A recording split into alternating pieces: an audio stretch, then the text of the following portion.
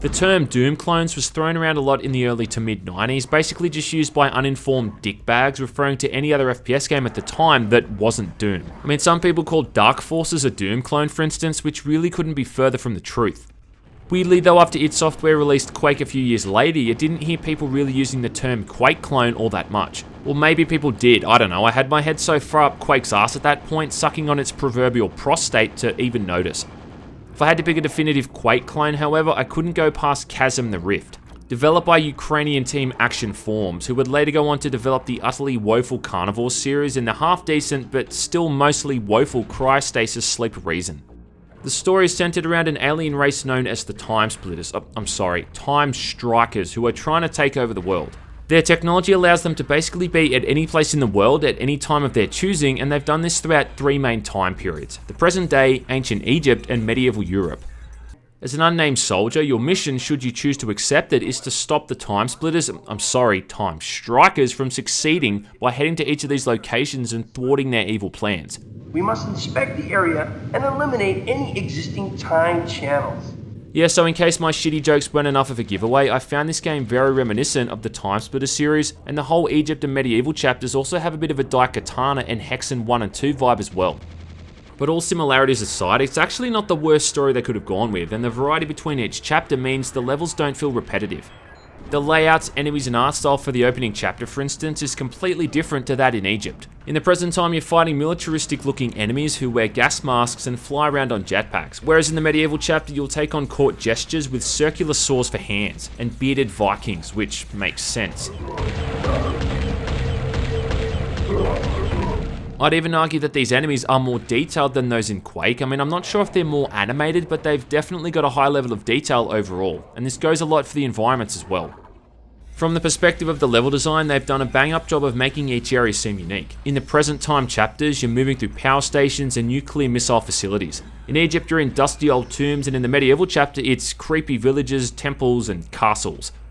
At the end of each chapter is also a boss fight, which each require a different strategy to defeat. The first boss, for instance, has to be lured into a giant ventilation fan, so it's not just a matter of shooting at them until they buy the farm, and it's kinda good that they all differ throughout the game.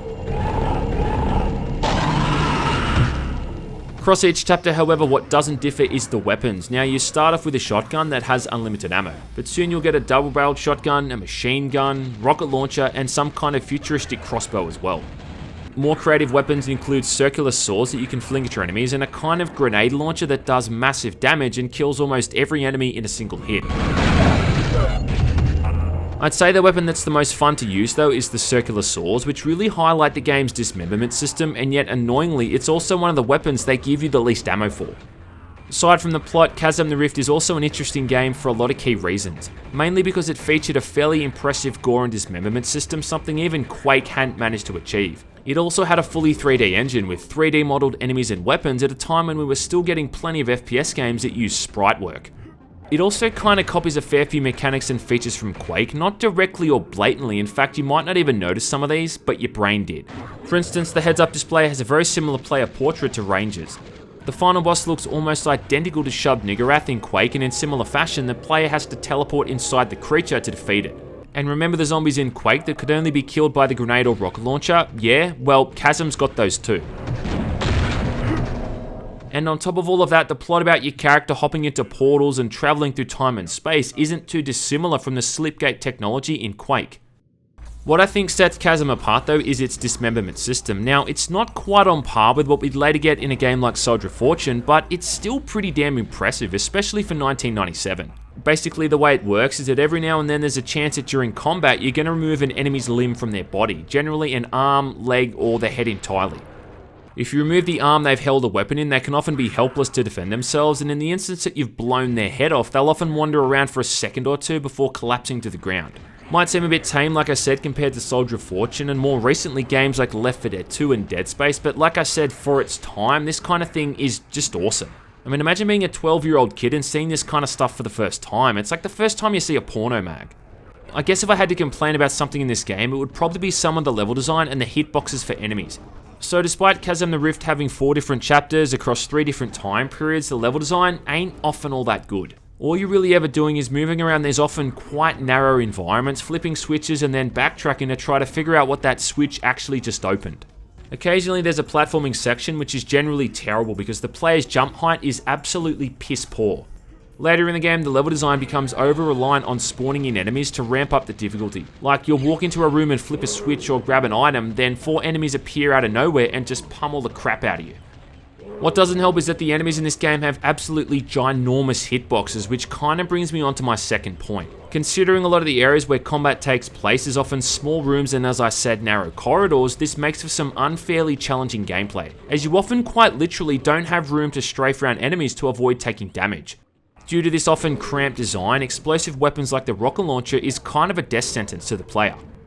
Like Quake before it, enemies will often go into some kind of pain animation when you're hitting them with certain weapons, but often if they're within melee range, this doesn't occur, meaning they can just beat on you relentlessly, causing lots of seemingly unfair deaths. I'm not sure if I'd say that Chasm is brutally difficult or anything, but it's definitely got a few key areas where the placement of enemies and the layout of the map just doesn't lend itself to balanced or enjoyable gameplay. Thankfully, these kind of moments aren't really all that common, but they do occur, and it's the difference between a good shooting game and a great one.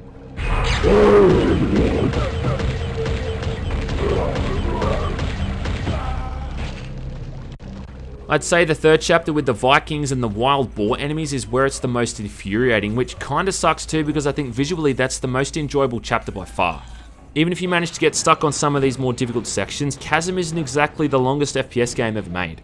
All up, the whole thing will honestly probably not take longer than maybe 2 or 3 hours to get through, and that's on the normal difficulty. And there isn't really all that much reason to play it again unless you just enjoyed it that much that you want to go back and do it for a second time. On that note, let's talk a little bit about actually running this game in the first place. Now, getting this thing to even run has been something I've been trying to do on and off for years. Simply having a copy of the game is enough of a chore to begin with, but then trying to get it running properly is even more so.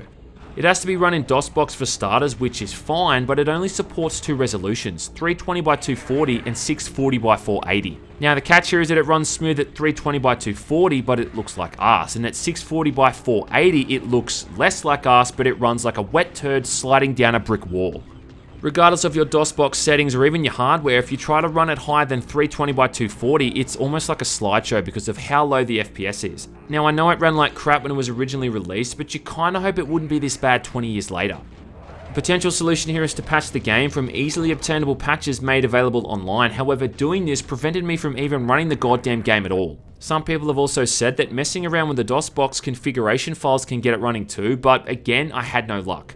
Eventually I found a website, which I've linked below, that contains a patched and working executable allowing it to be run at 640x480 resolution, with a smooth frame rate as well, being the real icing on the cake. But even with this version, which runs well like maybe 90% of the time, there's an error where the mouse just stops responding and I have to quit the game and restart it to gain control. If this is all sounding like a pain in the ass, that's because it is, and it kinda pisses me off. It pisses me off. Chasm the Rift is one of those games that's just screaming for some kind of HD remake or source port. The gameplay has issues, but most of the time it's a damn good shooting game and a great example of 90s FPS. The fact, however, that it's such a bitch to get running properly can kind of let the whole thing down though. However, we must go on. I don't know what the situation is with Action Forms anymore. According to Wikipedia, Cryostasis was the last proper game they made way back in 2009. So I don't think there's any harm in just downloading this one from the internet and getting right into it. You can kind of track the elements of the gameplay to other, more refined and well-rounded games if you really want to, but at the end of the day, Chasm is still good. It's just a few rungs down from being great. It's still violent and visually appealing enough that it's going to hold your interest for the few hours it takes to finish, so check it out.